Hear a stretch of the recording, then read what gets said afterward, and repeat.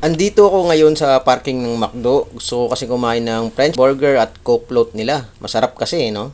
Lalo yung French fries nila. So, pero napansin ko tong si kuya na parking boy. Mga 8 to tao per hour ang nagbibigay sa kanya. So, naisipan ko siyang video. Nagsonas. Tapos, sabi niya, usually, 10 pesos daw talaga binibigay. Minsan 20 rin yung mga nakakotse. Tapos meron din 5 pesos yung mga napilitan.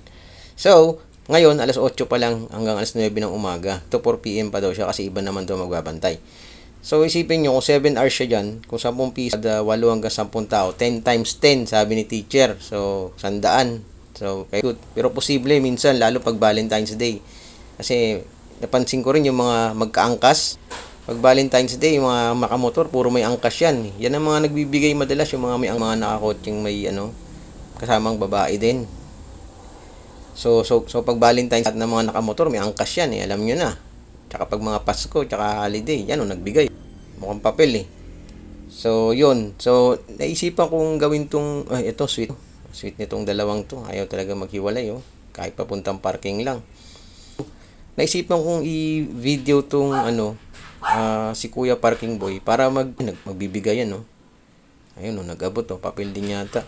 So, naisipan ko i-video ganun, makapagbigay tayo ng inspirasyon sa mga taong takot na walang trabaho, nadidepress. Kailangan nyo lang gumalaw-galaw. Bilang lalaki, kailangan nyo gumalaw-galaw lang.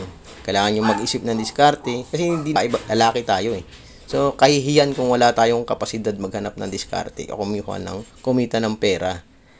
Malalakas tayo, lalaki tayo Hayaan nyo na yung buhayin ng mga lalaki. Pero hindi naman lahat, may mga magagaling na babae. Pero usually, ay sila, kailangan silang buhayin ng lalaki kasi sila mag-aalaga ng mga anak din. Okay? So, nakakabilib lang din si kuya. Tsaka hindi siya nanghihingi kasi may serbisyo siya 'Di ba? May serbisyo siya. So, nagtumutulong siya sa paglabas natin sa highway. Tsaka mag-park tayo, baguhan kang driver, mahirap mag-park 'Di ba? Lalo pag siksik na ganyan at gutom ka na sa McDo at sa Jollibee. So, yun, sana, kasi insulto sa atin niya kung nanghihingi lang tayo nang wala tayong ginagawa, nanghihingi lang tayo dahil wala tayong trabaho. Nagbigay na, So, kung wala tayong trabaho, gumawa tayo ng paraan. Tapos, habang nag-a-apply, hanggat nag-a-apply ka, may makukuha ka. Wala kang makukuha kung hindi ka nag-a-apply. Okay? So, kung napanood niyo yung story nang ako yung nag-apply sa call center, isa ako ni-reject bago ako nakakuha ng trabaho. Kaya taga saan po kayo? Nag-energy po. Ba't ang layo nyo? Dito pa kayo sa may imos na kapesto? Kapag kapag bawat establishment na may nakikita yung parking doon. Kadalasan po yan kasi may mga nakapesto na dyan. Bawal na pala doon. Pag yung ginagawa mo sila, mag-aaway lang kayo.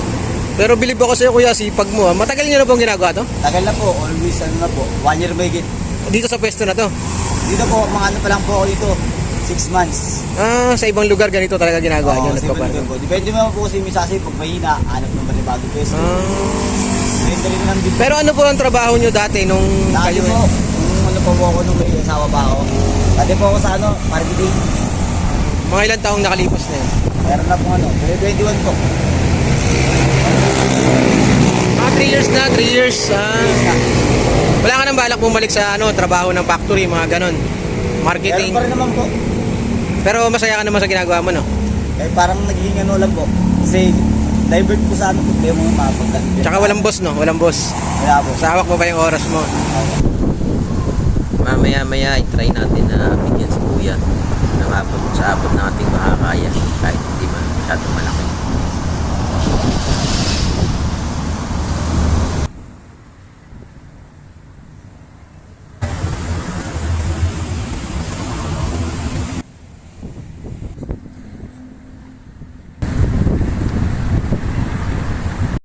So yun, grabe, nakakatuwa talaga yung diskarte ni kuya dito. Yun, sana mamaya makausap naman natin siya. Tapos bigyan na rin natin siya ng dagdag sa parking. Imbis na 10 o 20, dagdagan na natin. Pero di naman to kalakihan, pero sana mapasaya natin si kuya, kahit pa paano. At saka magandang halimbawa din yung kanyang example na yun nga, marunong dumiskarte pag walang trabaho kahit wala siya employer. Tara, puntahan natin. Ayan guys, try nating abot to ang ating barya dito. Ako na try nating ibigay ito at baka mapasaya naman natin si kuya kahit paano at madagdagan yung kanyang take home ngayong araw na ito. Okay, saan ba siya? Ayun. Tumutulong pang magtulak ng isang nasiraan. Mabuting tao din at mabait. Try natin mag-share ng blessing din kahit na hindi to kalakihan dahil di naman tayo mayaman at di naman tayo sumisweldo sa YouTube. Pero gusto lang nating makatulong din at makapagpasaya ng tao at sana ito rin maging inspirasyon to sa mga walang taong mga nawawalan ng kanilang tiwala sa sarili, hanap buhay. Ito kahit walang hanap buhay kaya niyang dumiskarte. Ganito lang, importante may gagawin ka kaysa sa bahay lang tayo at nagtumatambay, nagkakamot ng bayag ng bitlog. Kakamot ka lang, tapos mamaya magugutom ka, kakain ka, wala kang nagawa, ay walang pumasok na pera sa'yo. So yan ang importante, dapat sa atin marunong tayong dumiskarte. Dahil nakakapaglakad tayo, may kamay at paa tayo. Yung mga walang paa at naka-wheelchair, nakakapagtinda nga at kumikita, nakapagpaaral pa. So yan na si kuya, puntahan natin.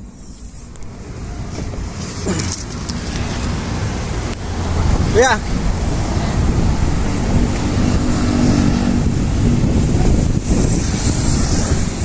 Pasensya mo na, pang merienda. Ay, salamat sir, salamat po. Sige. Salamat po, yun po kayo. Aming salamat din. Thank you.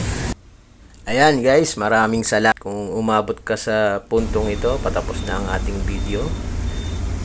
Subscribe tayo dyan para ganahan pa akong gumawa ng marami pang video.